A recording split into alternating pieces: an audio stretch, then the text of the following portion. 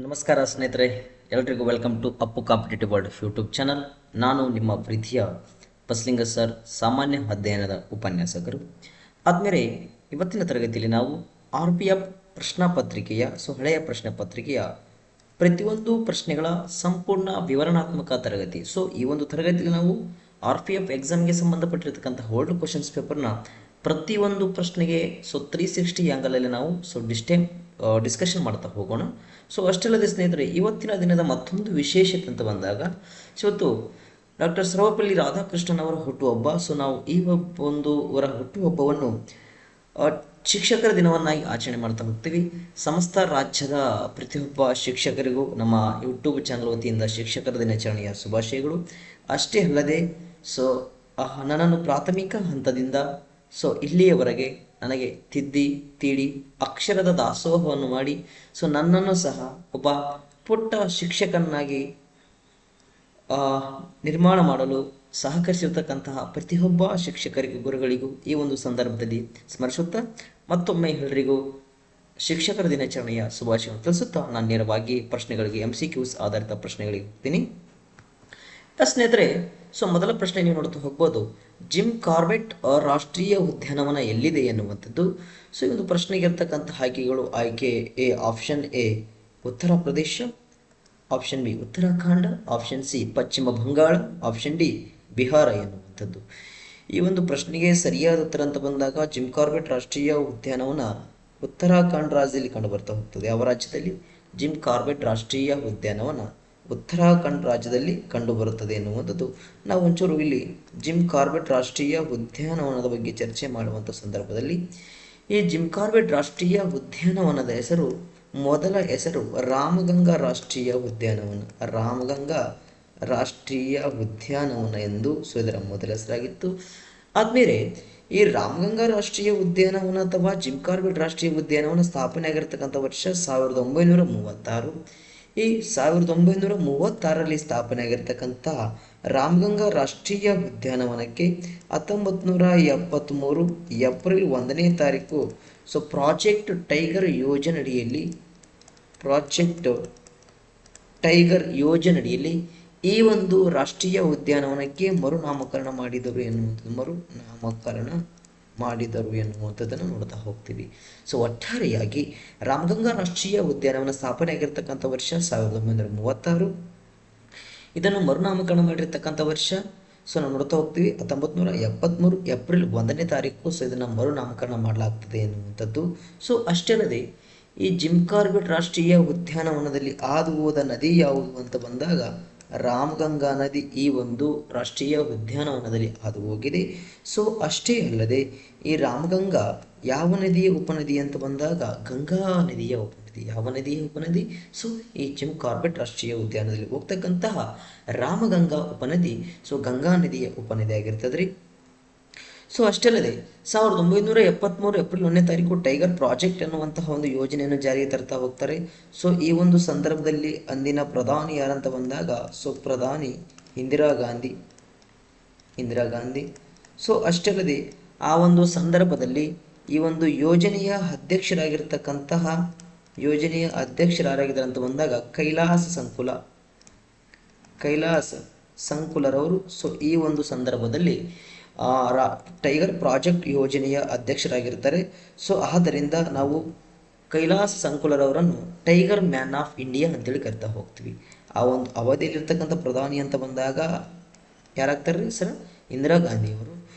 ಆ ಒಂದು ಯೋಜನೆಯ ಮೊದಲ ಅಧ್ಯಕ್ಷರಾಗಿರ್ತಕ್ಕಂಥ ಕೈಲಾಸ ಸಂಕುಲರವರನ್ನು ಟೈಗರ್ ಮ್ಯಾನ್ ಆಫ್ ಇಂಡಿಯಾ ಅಂತೇಳಿ ನಾವು ಕರಿತಾ ಹೋಗ್ತೀವಿ ಅನ್ನುವಂಥದ್ದು.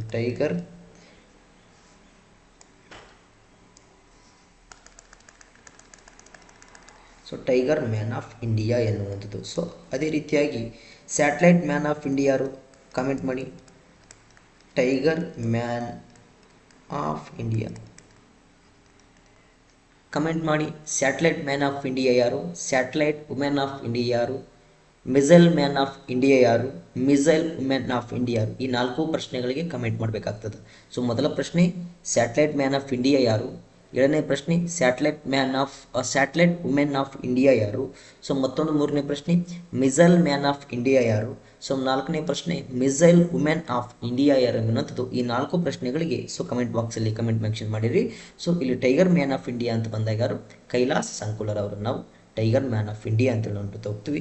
ಸೊ ಹಾಗಾದರೆ ಜಿಮ್ ಕಾರ್ಬೆಟ್ ರಾಷ್ಟ್ರೀಯ ಉದ್ಯಾನವನದಲ್ಲಿ ಕಂಡುಬರ್ತಕ್ಕಂಥ ಜಿಮ್ ಕಾರ್ಬೆಟ್ ರಾಷ್ಟ್ರೀಯ ಉದ್ಯಾನವನ ಯಾವ ರಾಜ್ಯದಲ್ಲಿ ಕಂಡುಬರುತ್ತೆ ಅಂತ ಬಂದಾಗ ಸೊ ಇಲ್ಲಿ ಉತ್ತರಾಖಂಡ್ ರಾಜ್ಯದಲ್ಲಿ ಕಂಡುಬರುತ್ತದೆ ಎನ್ನುವಂಥದ್ದನ್ನು ನೋಡ್ತಾ ಹೋಗ್ತೀವಿ.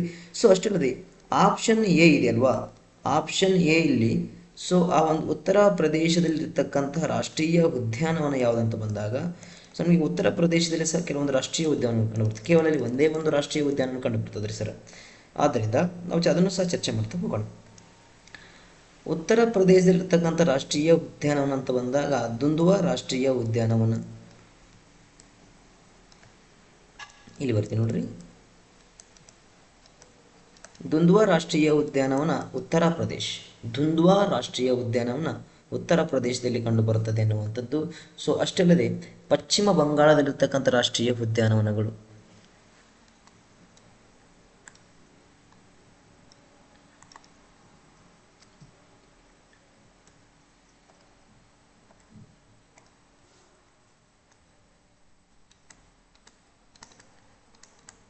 ಪಶ್ಚಿಮ ಬಂಗಾಳದಲ್ಲಿ ಕಂಡುಬರುವ ರಾಷ್ಟ್ರೀಯ ಉದ್ಯಾನಗಳು.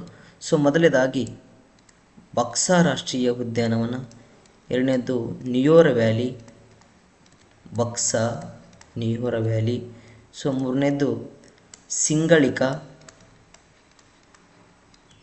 Buxa national park, Neora valley national park, Singalila national park. So ನಾಲ್ಕನೇದು ಸುಂದರ್ಬನ್ಸ್ ನ್ಯಾಷನಲ್ ಪಾರ್ಕ್, ಐದನೇದು Gorumara national park, Gorumara national park. So ಆರನೇದಾಗಿ Jaldapara national park, Jaldapara national park. ಪಶ್ಚಿಮ ಬಂಗಾಳದಲ್ಲಿ ಕಂಡುಬರ್ತಕ್ಕಂಥ ರಾಷ್ಟ್ರೀಯ ಉದ್ಯಾನವನಗಳು. ಸೊ ಮೊದಲನೇದಾಗಿ ನೋಡಿದಾಗ ಬಕ್ಸಾ ರಾಷ್ಟ್ರೀಯ ಉದ್ಯಾನವನ, ಸೊ ಸೆಕೆಂಡ್ ಒನ್ ನಿಯೋರ್ ವ್ಯಾಲಿ ರಾಷ್ಟ್ರೀಯ ಉದ್ಯಾನವನ, ಥರ್ಡ್ ಒನ್ ಸಿಂಗಳೀಲಾ ರಾಷ್ಟ್ರೀಯ ಉದ್ಯಾನವನ, ಫೋರ್ತ್ ಒನ್ ಸುಂದರ್ಬನ್ಸ್ ರಾಷ್ಟ್ರೀಯ ಉದ್ಯಾನವನ. ಸೊ ಅಷ್ಟಲ್ಲದೆ ಗುರುಮಾರ ರಾಷ್ಟ್ರೀಯ ಉದ್ಯಾನವನ, ಜಲ್ದಪಾರ್ ರಾಷ್ಟ್ರೀಯ ಉದ್ಯಾನವನ, ಜಲ್ದಪಾರ್ ರಾಷ್ಟ್ರೀಯ ಉದ್ಯಾನವನ, ಸಿಂಗಳೀಲಾ ರಾಷ್ಟ್ರೀಯ ಉದ್ಯಾನವನ. ಈ 6 ರಾಷ್ಟ್ರೀಯ ಉದ್ಯಾನವನಗಳು ಸೊ ಎಲ್ಲಿ ಕಂಡುಬರ್ತು ಅಂತ ಬಂದಾಗ ಪಶ್ಚಿಮ ಬಂಗಾಳದಲ್ಲಿ. ಆಪ್ಷನ್ ಸಿ ಇದೆ ಅಲ್ವಾ, ಆಪ್ಷನ್ ಸಿ ಆಗಿರ್ತಕ್ಕಂಥ ಪಶ್ಚಿಮ ಬಂಗಾಳದಲ್ಲಿ ಸೊ ಈ 6 ರಾಷ್ಟ್ರೀಯ ಉದ್ಯಾನವನಗಳು ಕಂಡುಬರ್ತಾ ಹೋಗ್ತವೆ. ಸೊ ಪಶ್ಚಿಮ ಬಂಗಾಳದ ರಾಜಧಾನಿ ಅಂತ ಬಂದಾಗ ಕಲ್ಕತ್ತಾ ಎನ್ನುವಂತಹ ನಗರ. ಕಲ್ಕತ್ತಾ ಯಾವ ನದಿಯ ದಂಡೆಯ ಮೇಲಿದೆ ಅಂತ ಬಂದಾಗ ಹೂಗ್ಲಿ ನದಿಯ ದಂಡೆಯ ಮೇಲಿದೆ. ಕಲ್ಕತ್ತಾ ನಗರದ ನಿರ್ಮಾಪಕ ಯಾರಂತ ಬಂದಾಗ ಜಾಬ್ ಚಾರ್ನಾಕ್ ಎನ್ನುವಂಥವ್ರು ಸೊ ಕಲ್ಕತ್ತಾ ನಗರದ ನಿರ್ಮಾಪಕರು ಅಥವಾ ನಿರ್ಮಾತೃ ಆಗಿರ್ತಾರೆ ಎನ್ನುವಂಥದ್ದನ್ನು ನೋಡ್ತಾ ಹೋಗ್ತೀವಿ. ಸೊ ಅಷ್ಟಲ್ಲದೆ ಬಿಹಾರದಲ್ಲಿರ್ತಕ್ಕಂಥ ರಾಷ್ಟ್ರೀಯ ಉದ್ಯಾನವನ ವಾಲ್ಮೀಕಿ ರಾಷ್ಟ್ರೀಯ ಉದ್ಯಾನವನ, ವಾಲ್ಮೀಕಿ ರಾಷ್ಟ್ರೀಯ ಉದ್ಯಾನವನದಲ್ಲಿ ಕಂಡುಬರುತ್ತದೆ, ಬಿಹಾರ ರಾಜ್ಯದಲ್ಲಿ ಕಂಡುಬರುತ್ತದೆ ಎನ್ನುವಂಥದ್ದು. ಸೊ ವಾಲ್ಮೀಕಿ ರಾಷ್ಟ್ರೀಯ ಉದ್ಯಾನವನ. ಉತ್ತರ ಪ್ರದೇಶದಲ್ಲಿರ್ತಕ್ಕಂಥ ರಾಷ್ಟ್ರೀಯ ಉದ್ಯಾನವನ ದುಂದುವಾ, ಪಶ್ಚಿಮ ಬಂಗಾಳದಲ್ಲಿರ್ತಕ್ಕಂಥ ರಾಷ್ಟ್ರೀಯ ಉದ್ಯಾನವನ ಬಕ್ಸಾ, ಸುಂದರ್ಬನ್ಸ್, ಸಿಂಗಳೀಲಾ, ನಿಯೋರ್ ವ್ಯಾಲಿ, ಜಲ್ದಪಾರ. ಸೊ ಮತ್ತೊಂದು ಗುರುಮಾರ ರಾಷ್ಟ್ರೀಯ ಉದ್ಯಾನವನ ಅಂತಕ್ಕಂಥದ್ದು. ಸೊ ಬಿಹಾರದಲ್ಲಿ ವಾಲ್ಮೀಕಿ ರಾಷ್ಟ್ರೀಯ ಉದ್ಯಾನವನ ಕಂಡುಬರ್ತದೆ ಅಂತಕ್ಕಂಥದ್ದು ನಾವು ನೋಡ್ತಾ ಹೋಗ್ತೀವಿ. ಸೊ ನೆಕ್ಸ್ಟ್ ಆದ್ಮೇಲೆ ರಾಷ್ಟ್ರೀಯ ಉದ್ಯಾನವನದ ಅಧಿಸೂಚನೆ ಹೊರಡಿಸುವವರು ಯಾರು? ರಾಷ್ಟ್ರೀಯ ಉದ್ಯಾನವನದ ಅಧಿಸೂಚನೆ ಹೊರಡಿಸುವವರು ಯಾರಂತ ಬಂದಾಗ ಅಧಿಸೂಚನೆ ಹೊರಡಿಸುವವರು ಯಾವುದಾದ್ರೂ ಒಂದು ಪ್ರದೇಶವನ್ನು ರಾಷ್ಟ್ರೀಯ ಉದ್ಯಾನವನವನ್ನಾಗಿ ಸೊ ಅಧಿಸೂಚನೆ ಹೊರಡಿಸ್ಬೇಕಪ್ಪ ಅಂತ ಬಂದಾಗ ಸೊ ನಮಗೆ 1972ರ ಒಂದು ಕಾಯ್ದೆ ಜಾರಿಗೆ ಬರ್ತದೆ. ಸೊ ಅದನ್ನು ನಾವು 1972ರ ವನ್ಯಜೀವಿ ಸಂರಕ್ಷಣಾ ಕಾಯ್ದೆ ಎಂದು ನಾವು ಕರಿತಾ ಹೋಗ್ತೀವಿ. ವನ್ಯಜೀವಿ ಸಂರಕ್ಷಣಾ ಕಾಯ್ದೆ ನೋಡ್ರಿ, ಈ 1972ರ ವನ್ಯಜೀವಿ ಸಂರಕ್ಷಣಾ ಕಾಯ್ದೆಯ ಅಡಿಯಲ್ಲಿ ಸೆಕ್ಷನ್ 35ರ ಅಡಿಯಲ್ಲಿ ಕೇಂದ್ರ ಸರ್ಕಾರ, ಸೆಕ್ಷನ್ 35ರ ಅಡಿಯಲ್ಲಿ ಕೇಂದ್ರ ಸರ್ಕಾರ ರಾಷ್ಟ್ರೀಯ ಉದ್ಯಾನವನಗಳನ್ನು ಘೋಷಿಸುತ್ತದೆ. ಯಾವ ಕಾಯ್ದೆ ಅಂತ ಬಂದಾಗ 1972 ವನ್ಯಜೀವಿ ಸಂರಕ್ಷಣೆ ಕಾಯ್ದೆ. ವನ್ಯಜೀವಿ ಸಂರಕ್ಷಣೆ ಕಾಯ್ದೆಯ ಯಾವ ಸೆಕ್ಷನ್ ರಾಷ್ಟ್ರೀಯ ಉದ್ಯಾನವನದ ಬಗ್ಗೆ ನಮಗೆ ಮಾಹಿತಿ ತಿಳಿಸ್ತದೆ ಅಂತ ಬಂದಾಗ ಸೆಕ್ಷನ್ 35 ಅಡಿಯಲ್ಲಿ. ಸೊ ಅದನ್ನು ಒಡಿಸ್ತಕ್ಕಂಥ ಅಧಿಕಾರ ಯಾರಿಗಿದೆ ಅಂತ ಬಂದಾಗ ಕೇಂದ್ರ ಸರ್ಕಾರಕ್ಕೆ ಅಧಿಕಾರ ಇದೆ ಅನ್ನುವಂಥದ್ದನ್ನು ನಾವು ಸಲಿ ನೋಡ್ತಾ ಹೋಗ್ತೀವಿ. ಸೊ ಅದಾದ ನಂತರ ಮುಂದಿನ ವಿಚಾರ ನೋಡ್ತಾ ಹೋಗ್ಬೋದು ನಾವು. ನೋಡ್ರಿ, ಸೊ ಪ್ರಸ್ತುತ ಭಾರತದಲ್ಲಿರ್ತಕ್ಕಂಥ ರಾಷ್ಟ್ರೀಯ ಉದ್ಯಾನವನದ ಸಂಖ್ಯೆ 106. ಪ್ರಸ್ತುತ ಭಾರತದಲ್ಲಿ 106 ರಾಷ್ಟ್ರೀಯ ಉದ್ಯಾನವನಗಳಿವೆ. ಸೊ 106ನೇ ರಾಷ್ಟ್ರೀಯ ಉದ್ಯಾನವನ ಯಾವುದಂತ ಬಂದಾಗ ಆತ್ಮೀಯ ಸ್ಪರ್ಧಾ ಮಿತ್ರರೇ, ರೈಮೋನಾ ರಾಷ್ಟ್ರೀಯ ಉದ್ಯಾನವನ. ಇಟ್ ಇಸ್ 106ನೇ ರಾಷ್ಟ್ರೀಯ ಉದ್ಯಾನವನ. ಇದು 106ನೇ ರಾಷ್ಟ್ರೀಯ ಉದ್ಯಾನವನವಾಗಿದ್ದು ಇತ್ತೀಚೆಗೆ ಭಾರತದ 106ನೇ ರಾಷ್ಟ್ರೀಯ ಉದ್ಯಾನವನ ಆಗಿದೆ. ಇದು ಯಾವ ರಾಜ್ಯದಲ್ಲಿ ಕಂಡು ಬರ್ತದೆ ಅಂತ ಬಂದಾಗ ರೈಮೋನಾ ರಾಷ್ಟ್ರೀಯ ಉದ್ಯಾನವನ ಅಸ್ಸಾಂ ರಾಜ್ಯದಲ್ಲಿ ಕಂಡುಬರುತ್ತದೆ. ಅಸ್ಸಾಂ ರಾಜ್ಯದ ಕೋಕ್ರಾಜಾರ್ ಮತ್ತು ಗೋಸೈಗಾಂವ್ ಕೋಕ್ರಾಜಾರ್ ಮತ್ತು ಗೋಸೈಗಾಂವ್ ಎನ್ನುವಂತಹ 2 ಜಿಲ್ಲೆಗಳ ಗಡಿಯಲ್ಲಿ ಕಂಡುಬರತಕ್ಕಂಥ ರಾಷ್ಟ್ರೀಯ ಉದ್ಯಾನವನ ಯಾವುದು? ರೈಮೋನಾ ರಾಷ್ಟ್ರೀಯ ಉದ್ಯಾನವನ ಎಂತಕ್ಕಂಥದ್ದು. ಸೊ ಇಲ್ಲಿ ಕಂಡುಬರ್ತದೆ ಸರ, ಅಸ್ಸಾಂ ರಾಜ್ಯದಲ್ಲಿ ಕಂಡುಬರ್ತದೆ. ಇದು ಭಾರತದ 106ನೇ ರಾಷ್ಟ್ರೀಯ ಉದ್ಯಾನವನವಾಗಿದೆ. ಸೊ ಇದನ್ನು ಯಾವ ವರ್ಷದಲ್ಲಿ ಅಧಿಸೂಚನೆ ಹೊರಡಿಸಿದರೆ ಅಂತ ಬಂದಾಗ 2021 ಜೂನ್ 5ನೇ ತಾರೀಕು 106ನೇ ರಾಷ್ಟ್ರೀಯ ಉದ್ಯಾನವನನಾಗಿ ಸೊ ರೈಮೋನಾ ರಾಷ್ಟ್ರೀಯ ಉದ್ಯಾನವನ್ನು ಪ್ರಕಟಿಸಲಾಯಿತು ಎನ್ನುವಂಥದ್ದು. ಸೊ ಇದು ನೋಡ್ರಿ, ಅಸ್ಸಾಂ ರಾಜ್ಯದಲ್ಲಿ ಕಂಡುಬರತಕ್ಕಂಥ ರೈಮೋನಾ ರಾಷ್ಟ್ರೀಯ ಉದ್ಯಾನವನ ದೇಶದ 106ನೇ ರಾಷ್ಟ್ರೀಯ ಉದ್ಯಾನವನ. ದೇಶದ 106ನೇ ರಾಷ್ಟ್ರೀಯ ಉದ್ಯಾನವನ. ಆದರೆ ಅಸ್ಸಾಂ ರಾಜ್ಯದ 7ನೇ ರಾಷ್ಟ್ರೀಯ ಉದ್ಯಾನವನ. ದೇಶದ 106ನೇ ರಾಷ್ಟ್ರೀಯ ಉದ್ಯಾನವನ. ಸೊ ಅಷ್ಟಲ್ಲದೆ ಅಸ್ಸಾಮಿನ 7ನೇ ರಾಷ್ಟ್ರೀಯ ಉದ್ಯಾನವನ. ಅಸ್ಸಾಂನ 7ನೇ ರಾಷ್ಟ್ರೀಯ ಉದ್ಯಾನವನ ಯಾವುದಂತ ಬಂದಾಗ ಸೊ ನಾವು ನೋಡ್ತಾ ಹೋಗ್ತೀವಲ್ಲ, ರೈಮೋನಾ ರಾಷ್ಟ್ರೀಯ ಉದ್ಯಾನವನ. ಸೊ ನೆಕ್ಸ್ಟ್ ಅದಾದ ನಂತರ ಅಸ್ಸಾಂ ಸರ್ಕಾರವು ದೇಹಿಂಗ್ ಪಟ್ಕಾಯಿ ವನ್ಯಜೀವಿ ಅಭಯಾರಣ್ಯವನ್ನು ರಾಷ್ಟ್ರೀಯ ಉದ್ಯಾನವನ್ನಾಗಿ ನವೀಕರಿಸಲು ನಿರ್ಧರಿಸಿದೆ. ಸೊ ಇದು 105ನೇ ರಾಷ್ಟ್ರೀಯ ಉದ್ಯಾನವನ ಆಗಿದೆ. ನೋಡಿ, 105ನೇ ರಾಷ್ಟ್ರೀಯ ಉದ್ಯಾನವನ ದೇಹಿಂಗ್ ಪಟ್ಕಾಯಿ ಬೂಮ್ ರಾಷ್ಟ್ರೀಯ ವನ್ಯಜೀವಿ ಧಾಮ. ಸೊ ಅದನ್ನು ಘೋಷಣೆ ಮಾಡಲಾಗಿದೆ ಈಗಾಗಲೇ. ದೇಹಿಂಗ್ ಪಟ್ಕಾಯಿ ಬೂಮ್ ರಾಷ್ಟ್ರೀಯ ಉದ್ಯಾನವನ 105ನೇ ರಾಷ್ಟ್ರೀಯ ಉದ್ಯಾನವನ. ಸೊ ಇದು ಸಹ ಯಾವ ರಾಜ್ಯದಲ್ಲಿ ಕಂಡು ಬರ್ತಂತ ಬಂದಾಗ ಅಸ್ಸಾಂ ರಾಜ್ಯದಲ್ಲಿ ಕಂಡು ಬರ್ತಾ ಹೋಗ್ತದೆ. ಸೊ ರೈಮೋನಾ ರಾಷ್ಟ್ರೀಯ ಉದ್ಯಾನವನ ಸಹ 106ನೇ ರಾಷ್ಟ್ರೀಯ ಉದ್ಯಾನವನ. ಇದು ಸಹ ಯಾವ ರಾಜ್ಯದಲ್ಲಿ ಕಂಡು ಬರ್ತಾ ಹೋಗ್ತದೆ? ಅಸ್ಸಾಂ ರಾಜ್ಯದಲ್ಲಿ ಕಂಡು ಬರ್ತಾ ಹೋಗ್ತದೆ. ಸೊ ಒಟ್ಟಾರೆಯಾಗಿ ಇತ್ತೀಚೆಗೆ ಸೇರ್ಪಡೆಗೊಂಡಿರ್ತಕ್ಕಂಥ 106ನೇ ರಾಷ್ಟ್ರೀಯ ಉದ್ಯಾನವನ ಮತ್ತು 105ನೇ ರಾಷ್ಟ್ರೀಯ ಉದ್ಯಾನವನ ಯಾವ ರಾಜ್ಯದಲ್ಲಿ ಕಂಡು ಬರ್ತವೆ ಅಂತ ಬಂದಾಗ ಅಸ್ಸಾಂ ರಾಜ್ಯದಲ್ಲಿ ಕಂಡು ಬರ್ತವೆ. ಹೌದಾ? ಸೊ ಈಗಾಗಲೇ ಅಸ್ಸಾಂ ರಾಜ್ಯದಲ್ಲಿ ಒಟ್ಟು ಇವೆರಡನ್ನು ಪರಿಗಣನೆಗೆ ತೆಗೆದುಕೊಂಡಾಗ ಅಸ್ಸಾಂ ರಾಜ್ಯದಲ್ಲಿರ್ತಕ್ಕಂಥ ರಾಷ್ಟ್ರೀಯ ಉದ್ಯಾನವನಗಳ ಸಂಖ್ಯೆ 7 ರಾಷ್ಟ್ರೀಯ ಉದ್ಯಾನವನಗಳು ಸೆಲಿ ಕಂಡು ಬರ್ತವ್ರಿ. ಅಸ್ಸಾಂ ರಾಜ್ಯದಲ್ಲಿ ನಾವು 7 ರಾಷ್ಟ್ರೀಯ ಉದ್ಯಾನವನಗಳನ್ನು ನಾವು ನೋಡ್ತಾ ಹೋಗ್ತೀವಿ. ಸೊ ಹಾಗಾದರೆ ಆ 7 ರಾಷ್ಟ್ರೀಯ ಉದ್ಯಾನವನಗಳು ಯಾವಂತ ಬಂದಾಗ ಮೊದಲನೇದಾಗಿ ದಿಬ್ರು ಸೈಖೋವಾ, ಸೊ ಕಾಜಿರಂಗ, ದಿಬ್ರು ಸೈಖೋವಾ, ಕಾಜಿರಂಗ, ಮಾನಸ,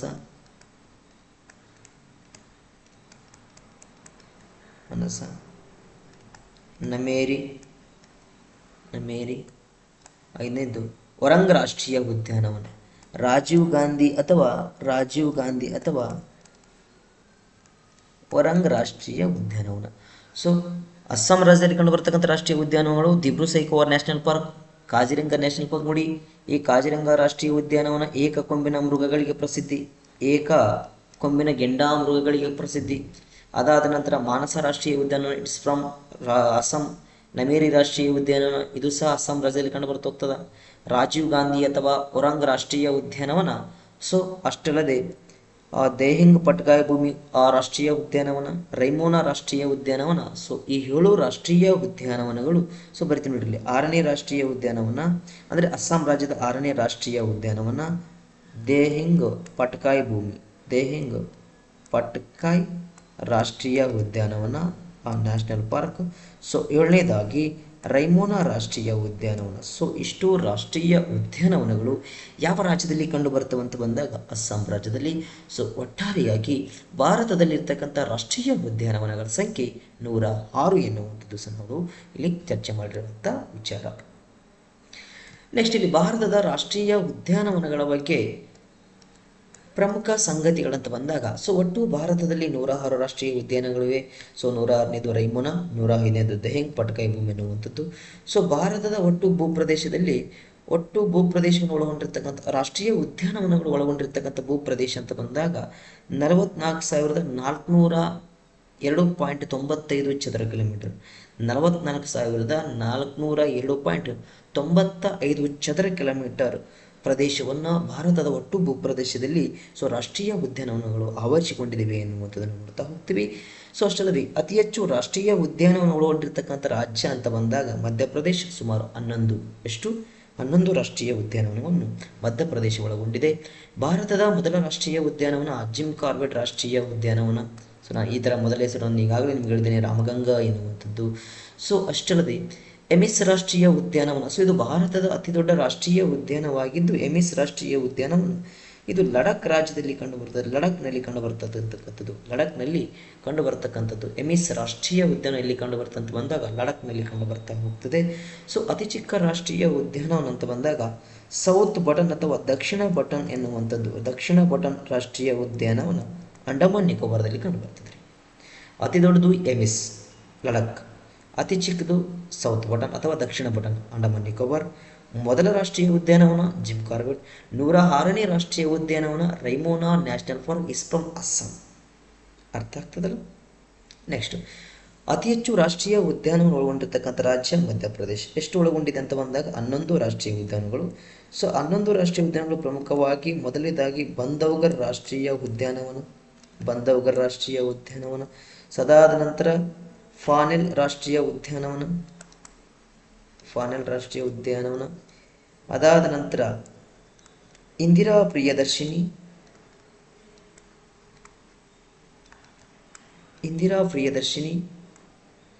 ಅಥವಾ ಪೆಂಚ್ ರಾಷ್ಟ್ರೀಯ ಉದ್ಯಾನವನ. ಇಂದಿರಾ ಪ್ರಿಯದರ್ಶಿನಿ ಅಥವಾ ಪೆಂಚ್ ರಾಷ್ಟ್ರೀಯ ಉದ್ಯಾನವನ. ಇಂದಿರಾ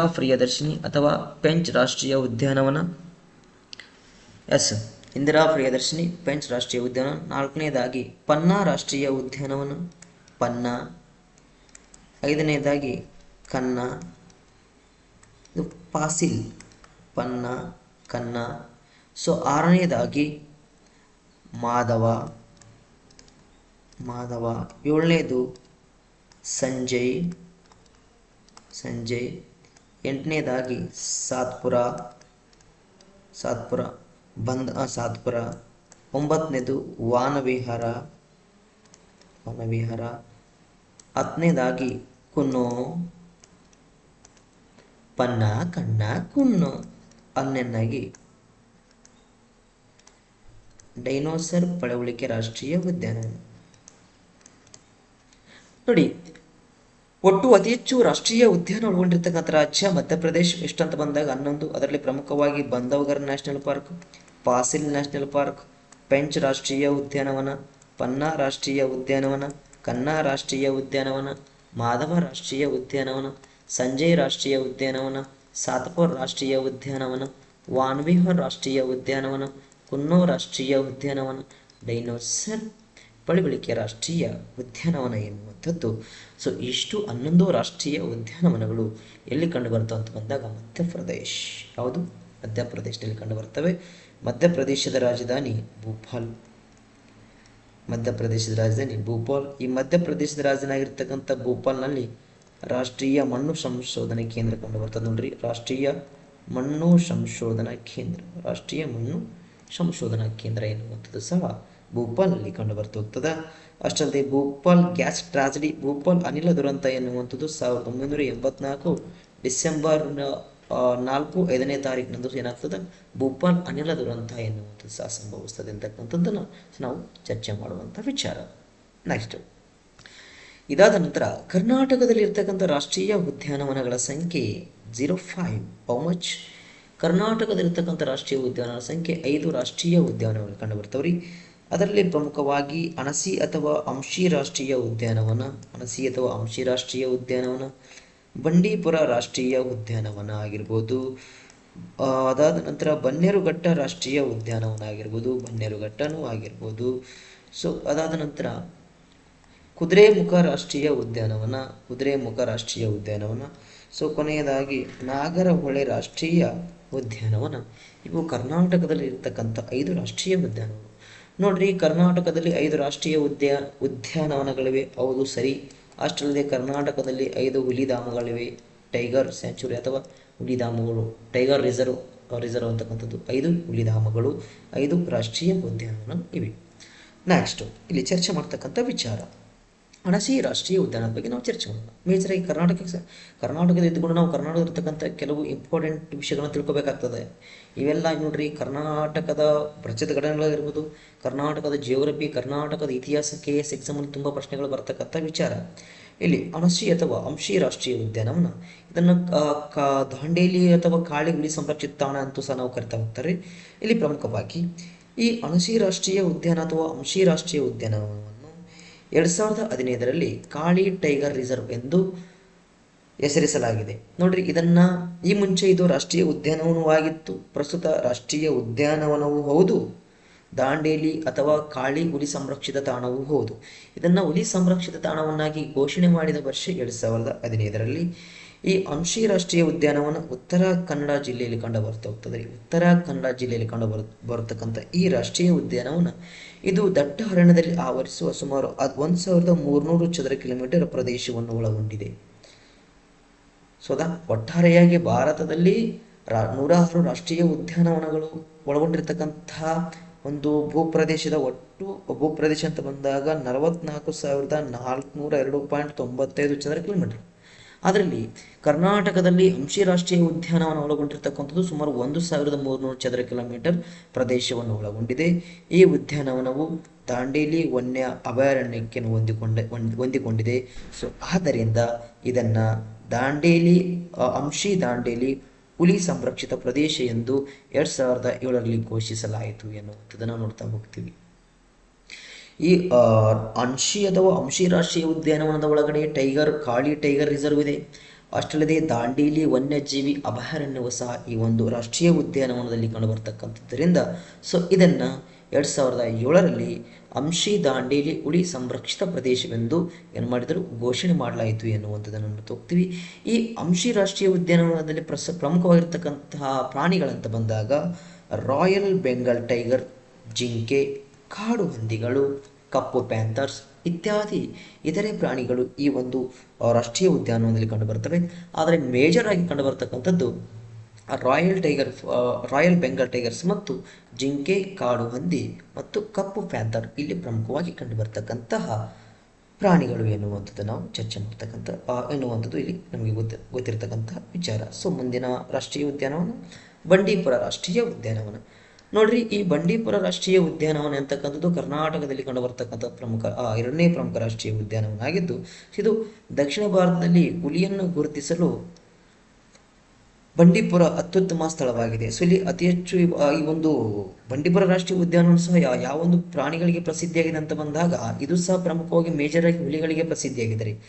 ಇದು ಸುಮಾರು 874 ಚದರ ಕಿಲೋಮೀಟರ್ ಪ್ರದೇಶವನ್ನು ಒಳಗೊಂಡಿದೆ. 874. ಅಣಶಿ ರಾಷ್ಟ್ರೀಯ ಉದ್ಯಾನವನ 1300 ಚದರ ಕಿಲೋಮೀಟರ್. ಈಗಾಗಲೇ ನಾವು ಚರ್ಚೆ ಮಾಡಿಲ್ಲ, 1300 ಚಕಮಿ ಅಂದರೆ ಚದರ ಕಿಲೋಮೀಟರ್. ಬಂಡೀಪುರ ರಾಷ್ಟ್ರೀಯ ಉದ್ಯಾನವನ 874 ಚದರ ಕಿಲೋಮೀಟರ್ ಪ್ರದೇಶವನ್ನು ಒಳಗೊಂಡಿದೆ. ಇದು ಕರ್ನಾಟಕದ ಅತಿ ದೊಡ್ಡ ರಾಷ್ಟ್ರೀಯ ಉದ್ಯಾನವನವಾಗಿದೆ ಎನ್ನುವಂಥದ್ದು. ಕರ್ನಾಟಕದ ಅತಿ ದೊಡ್ಡ ರಾಷ್ಟ್ರೀಯ ಉದ್ಯಾನವನವಾಗಿದ್ದು ಡೆಕ್ಕನ್ ಪ್ರಸ್ಥಭೂಮಿಯು ಪಶ್ಚಿಮ ಘಟ್ಟಗಳನ್ನು ಸೇರುವ ಸ್ಥಳದಲ್ಲಿ ಈ ಉದ್ಯಾನವನವಿದೆ ಎನ್ನುವಂಥದ್ದು. ಸೊ ಈ ಉದ್ಯಾನವನದ ಎತ್ತರವು 680 ಮೀಟರ್ಗಳಿಂದ 1450 ಮೀಟರ್ಗಳವರೆಗೆ ಇರುತ್ತದೆ. ಸೊ ಇಲ್ಲಿ ಸುಮಾರು 80 ರಾಯಲ್ ಬೆಂಗಾಲ್ ಟೈಗರ್ಗಳನ್ನು ಹೊಂದಿದೆ ಅಂತಕ್ಕಂಥ. ಇಲ್ಲಿ ಸುಮಾರು ಮೇಜರ್ ಆಗಿ ರಾಯಲ್ ಬೆಂಗಾಲ್ ಟೈಗರ್ ಸಹ ಇದೇ ಬಂಡೀಪುರ ರಾಷ್ಟ್ರೀಯ ಉದ್ಯಾನದಲ್ಲಿ ಕಂಡು ಬರ್ತವೆ. ಇಲ್ಲಿ ಎಷ್ಟು ರಾಯಲ್ ಬೆಂಗಾಲ್ ಟೈಗರ್ಸ್ ಕಂಡು ಬರ್ತವೆ ಅಂತ ಬಂದಾಗ 80 ರಾಯಲ್ ಬೆಂಗಾಲ್ ಟೈಗರ್ಸ್ ಇಲ್ಲಿ ಕಂಡು ಬರುತ್ತವೆ ಎನ್ನುವಂಥದ್ದನ್ನು ನೋಡ್ತಾ ಹೋಗ್ತೀವಿ. ಇದು ಕರ್ನಾಟಕದ ಅತಿ ದೊಡ್ಡ ರಾಷ್ಟ್ರೀಯ ಉದ್ಯಾನವನ. ಇಲ್ಲಿ ಕಂಡುಬರುವ ಇತರೆ ಜಾತಿಯ ಪ್ರಾಣಿಗಳಂತ ಬಂದಾಗ ಸಾಂಬಾರ್ ಅಂದ್ರೆ ಊಟ ಮಾಡುವ ಸಾಂಬಾರ್ ಅಲ್ರಿ, ಅದು ಒಂದು ಪ್ರಾಣಿ. ಸಾಂಬಾರ್, ಚೀತಲ್, ಇಲಿಜಿಂಕೆ, 4 ಕೊಂಬಿನ ಹುಲ್ಲೆ, ಅದಾದ ನಂತರ ಕಾಡು ಹಂದಿ, ನರಿ, ಸೋಮಾರಿ ಕರಡಿ, ಫ್ಯಾಂಥರ್, ಮುಳ್ಳುಹಂದಿ ಮತ್ತು ಕಪ್ಪು ಕತ್ತಲಾದ ಮೊಲ ಎನ್ನುವಂಥದ್ದು ಈ ಎಲ್ಲ ಪ್ರಾಣಿಗಳು ಮೇಜರ್ ಆಗಿ ಅಲ್ಲಿ ಕಂಡು ಬರ್ತಾವ್ರಿ. ಸೊ ಅದರಲ್ಲಿ ಪ್ರಮುಖವಾಗಿ ಬಂಡೀಪುರ ರಾಷ್ಟ್ರೀಯ ಉದ್ಯಾನವನದಲ್ಲಿ ಕಂಡು ಬರ್ತಕ್ಕಂಥ ಪ್ರಾಣಿ ಯಾವುದು ಅಂತ ಬಂದಾಗ ರಾಯಲ್ ಬೆಂಗಾಲ್ ಟೈಗರ್ ಎನ್ನುವಂಥದ್ದು ಸೊ ಇಲ್ಲಿ ಕಂಡು ಬರ್ತಕ್ಕಂತಹ ಪ್ರಮುಖ ಪ್ರಾಣಿಯಾಗಿದೆ ಅಂತಕ್ಕಂಥದ್ದು. ಸೊ ಇದು ಕರ್ನಾಟಕದ ಅತಿ ದೊಡ್ಡ ರಾಷ್ಟ್ರೀಯ ಉದ್ಯಾನವನ ಆಗಿದೆ ಅಂತಕ್ಕಂಥದ್ದು ನಾವು ಸಹ ನೋಡ್ತಾ ಹೋಗ್ತೀವಿ. ಸೊ ನೆಕ್ಸ್ಟ್ ಬನ್ನೇರುಘಟ್ಟ ರಾಷ್ಟ್ರೀಯ ಉದ್ಯಾನವನ. ನೋಡ್ರಿ, ಈ ಬನ್ನೇರುಘಟ್ಟ ರಾಷ್ಟ್ರೀಯ ಉದ್ಯಾನವನ ಬೆಂಗಳೂರಿನಲ್ಲಿ ಕಂಡು ಬರ್ತಾ ಹೋಗ್ತದ.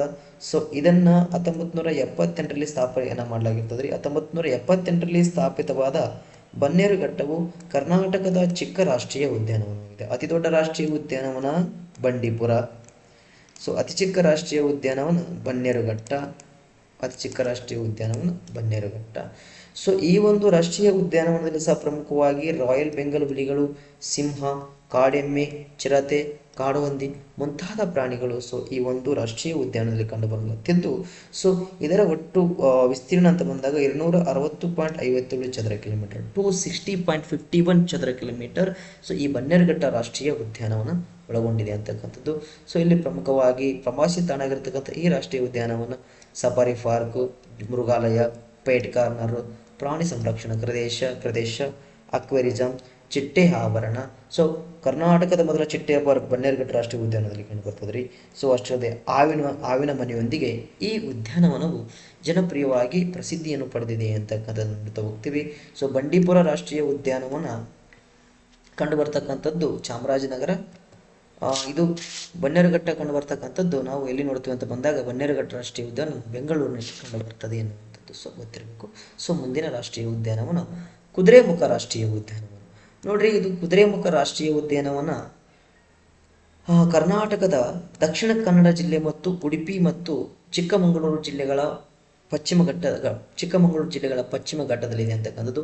ಈ ರಾಷ್ಟ್ರೀಯ ಉದ್ಯಾನವನವು ಚಿಕ್ಕಮಗಳೂರು, ದಕ್ಷಿಣ ಕನ್ನಡ ಮತ್ತು ಉಡುಪಿ ಜಿಲ್ಲೆಯ ಗಡಿ ಭಾಗದಲ್ಲಿ ಕಂಡು ಬರತಕ್ಕಂಥ ಈ ರಾಷ್ಟ್ರೀಯ ಉದ್ಯಾನವನದ ಒಟ್ಟು ವಿಸ್ತೀರ್ಣ ಸುಮಾರು 600.32 ಚದರ ಕಿಲೋಮೀಟರ್ ಒಳಗೊಂಡಿದೆ. 600.32 ಚದರ ಕಿಲೋಮೀಟರ್ ಒಳಗೊಂಡಿರ್ತಕ್ಕಂಥ ಈ ರಾಷ್ಟ್ರೀಯ ಉದ್ಯಾನವನ ಇದನ್ನು 1916ರಿಂದ ಮೀಸಲು ಅರಣ್ಯ ಎಂದು ಕರೆಯಲಾಗುತ್ತಿದ್ದು 1987ರಲ್ಲಿ ರಾಷ್ಟ್ರೀಯ ಉದ್ಯಾನವನ್ನಾಗಿ ಘೋಷಣೆ ಮಾಡಿದರು.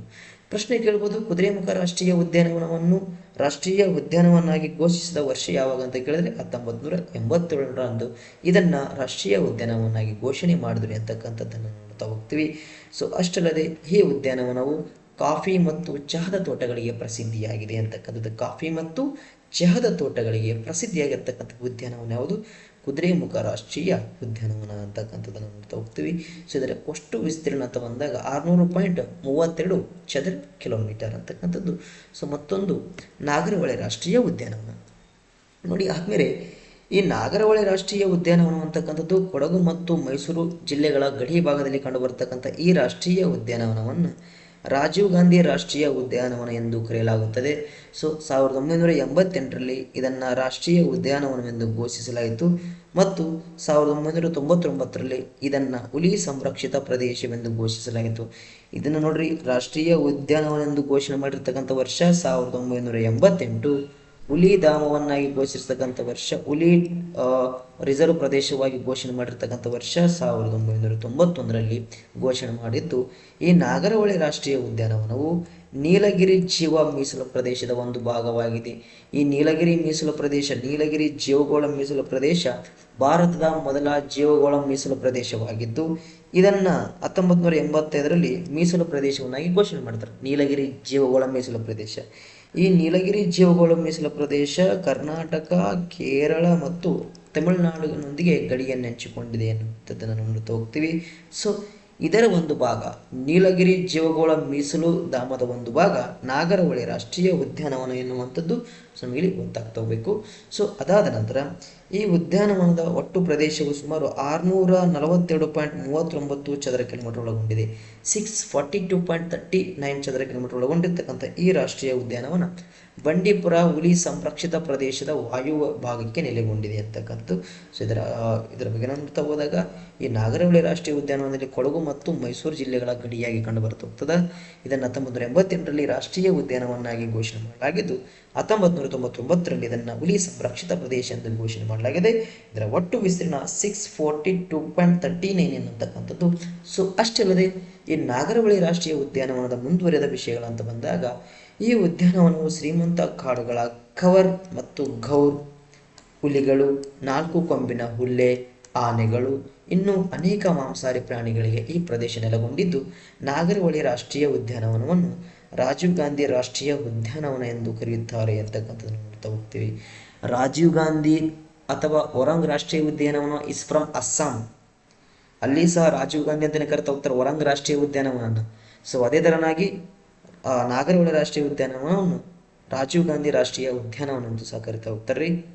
ಸೊ ಅದಾದ ನಂತರ ಇದು ಭಾರತದ ಪ್ರಮುಖ ಹುಲಿ ಸಂರಕ್ಷಿತ ಪ್ರದೇಶವಾಗಿದ್ದು, ಉದ್ಯಾನವನವು ನಾಗಾದಿಂದ ತನ್ನ ಹೆಸರನ್ನು ಪಡೆದುಕೊಂಡಿದೆ ಅಂತಕ್ಕಂಥದ್ದು ಇಲ್ಲಿ ವಾಡಿಕೆಯಿಂದ ಬಂದಿರತಕ್ಕಂಥ ಹೆಸರು. ನೋಡ್ರಿ, ಇಲ್ಲಿ ಈ ಪಾಯಿಂಟ್ ಅಂಶ ಅಂತ ಬಂದಾಗ ನಾಗರಹೊಳೆ ರಾಷ್ಟ್ರೀಯ ಉದ್ಯಾನವನ, ಈ ರಾಜೀವ್ ಗಾಂಧಿ ರಾಷ್ಟ್ರೀಯ ಉದ್ಯಾನವನಕ್ಕೆ ನಾಗರಹೊಳೆ ರಾಷ್ಟ್ರೀಯ ಉದ್ಯಾನವನ ಎಂದು ಹೆಸರು ಬರಲು ಕಾರಣ ಅಂತ ಬಂದಾಗ, ನಾಗ ಅಂದರೆ ಹಾವುಗಳಿಗೆ ಪ್ರಸಿದ್ಧಿಯಾಗಿರ್ತದೆ. ಇಲ್ಲಿ ನೋಡ್ತಾ ಬಂದವು ಹಾವು ಮತ್ತು ರಂಧ್ರ ಹೊಲೆಗಳನ್ನು ಉಲ್ಲೇಖಿಸುತ್ತದೆ.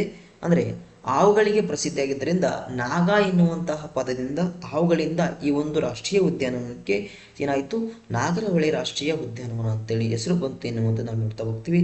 ಸೊ ಅಷ್ಟಲ್ಲದೆ ಈ ರಾಷ್ಟ್ರೀಯ ಉದ್ಯಾನವನವು ಹುಲಿ, ಚಿರತೆ, ಕಾಡು ನಾಯಿ, ತೋಲ್ ಅಥವಾ ಕ್ವಿನಾಲಿಸ್ಪಸ್ ಮತ್ತು ಸೋಮಾರಿ ಕರಡಿ, ಕತ್ತೆ ಕುರುಬ ಮುಂತಾದ ಅಳಿವಿನಂಚಿನಲ್ಲಿರುವ ಪ್ರಾಣಿಗಳನ್ನು ಇಲ್ಲಿ ನಾವು ಕಾಣಬಹುದು ಎನ್ನುವಂಥದ್ದು. ಬಟ್ ಇಲ್ಲಿ ಮೇಜರ್ ಆಗಿ ನಾಗರಹೊಳೆ ರಾಷ್ಟ್ರೀಯ ಉದ್ಯಾನದಲ್ಲಿ ಕಂಡುಬರ್ತಕ್ಕಂಥ ಪ್ರಾಣಿ ಅಂತ ಬಂದಾಗ ಯಾವುದ್ರಿ, ಹುಲಿ ಕಂಡು ಬರ್ತದೆ ಅಂತಕ್ಕಂಥದ್ದು.